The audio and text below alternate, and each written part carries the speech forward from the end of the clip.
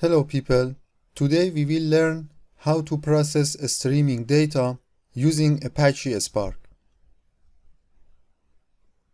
In today's lecture, after comparing streaming processing with batch processing, we review the fundamentals of stream processing.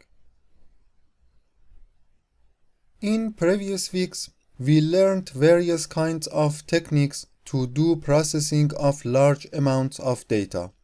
We use the iterative MapReduce approach to process links in a subset of web pages to rank those pages, or took advantage of collaborative filtering algorithms to make recommendations to users. We also trained deep neural networks on a large set of images like ImageNet to label them.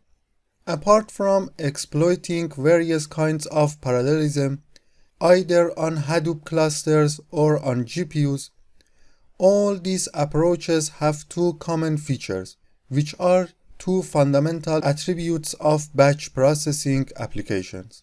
First, in these applications, the input dataset is fixed throughout the computation. For instance, we applied PageRank computation to large data set of web graphs. Or in collaborative filtering, the recommender system was trained using a large data set describing ratings given to certain items by certain users. In addition, in all of these applications, you could take your time for processing whole high-volume data sets to compute PageRank values or create models predicting preferences and labeling images. In other words, in such applications, we were not supposed to produce results in real time, and that is why we didn't seriously struggle with time. As shown here, batch processing is an efficient way of processing high volumes of data using a computational job. As mentioned in the previous slide, the computational job can be a PageRank algorithm or a training algorithm like ALS for product recommendation. In batch processing, whole data is collected, entered, processed, and then the batch results are produced together. While batch processing is very effective to deal with a large volume of data, it can't always help when we need to process a continual and high velocity of data. There are applications that data is under constant change and continuously come in at a very high rate, such as travel booking systems, air traffic control platforms, and social media. In these applications, the data should be instantaneously processed, where results should be made available almost as soon as the data arrives. Batch processing doesn't fulfill this demand because it waits for a large enough batch to arrive and then initiates processing tasks.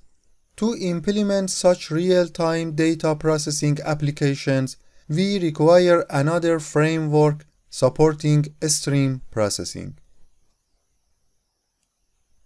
Here we have the definition of stream processing from the Spark, the Definitive Guide book. Based on this definition, an important expectation of stream processing is low latency.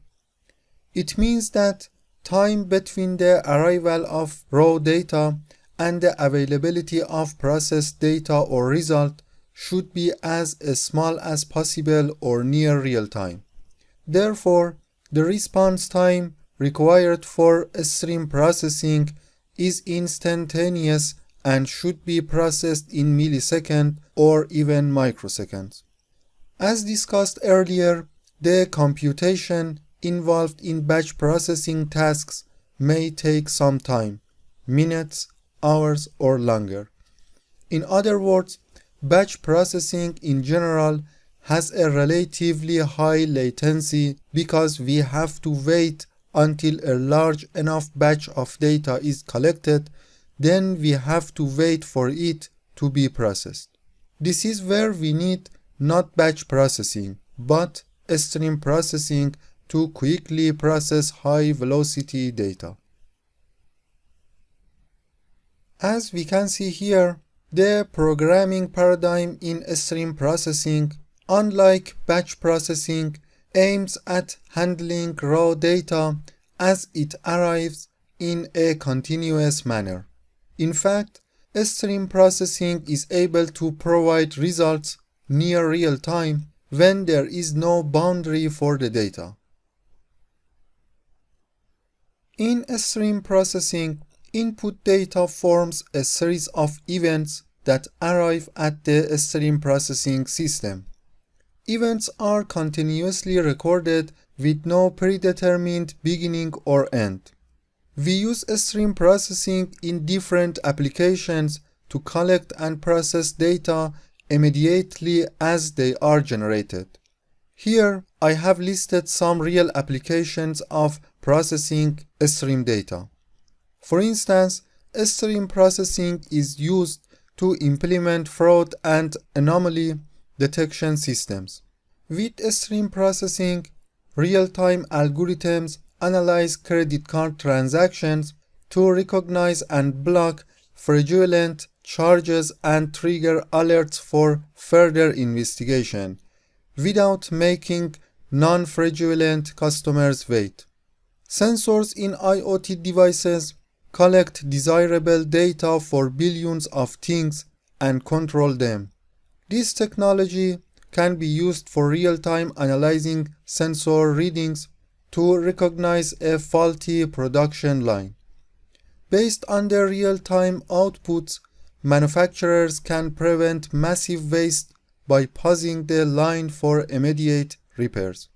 Similarly, data processing can be employed in real-time personalization and advertising to include discount for something you added to a cart on a website but didn't immediately purchase, or an advertisement for a product similar to the one you just viewed. There are several technologies providing libraries to write stream processing clients, which are listed here. These frameworks are developed by the Apache Software Foundation. Today, we will learn the basic features of the current Spark streaming API known as structured streaming.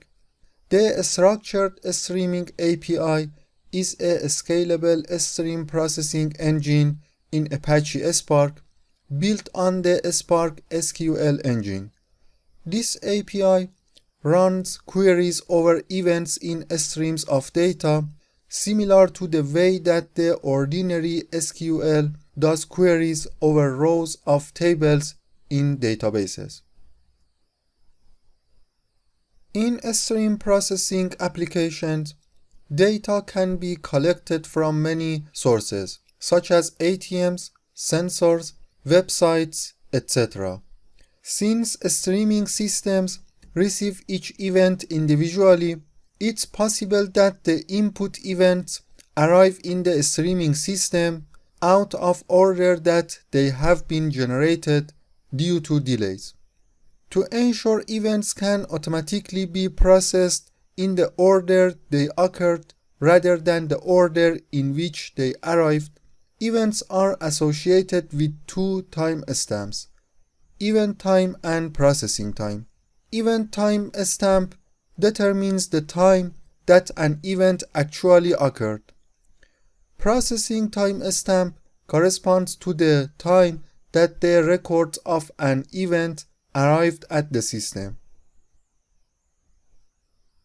For example, consider the word count application implemented using MapReduce in Lab 2. If you remember, this application counts the occurrences of each word across an input text file. Now, we want to implement another version of the word count application that counts the number of occurrences within 10-minute windows.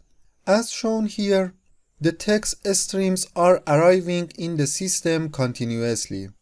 In this example, the count tables are updating every 5 minutes. For instance, this table counts the number of words that arrived after 12 but before 12:10. As shown here, due to delays, this event generated at 12:04 arrived late at 12:11. To address this issue, the application used event timestamp 12:04 instead of 12:11 to update the older counts for the window 12 and 12:10. For further details, you can read Chapter 20 from the book Spark the Definitive Guide. That's all we had for today's lecture. Thanks for your attention.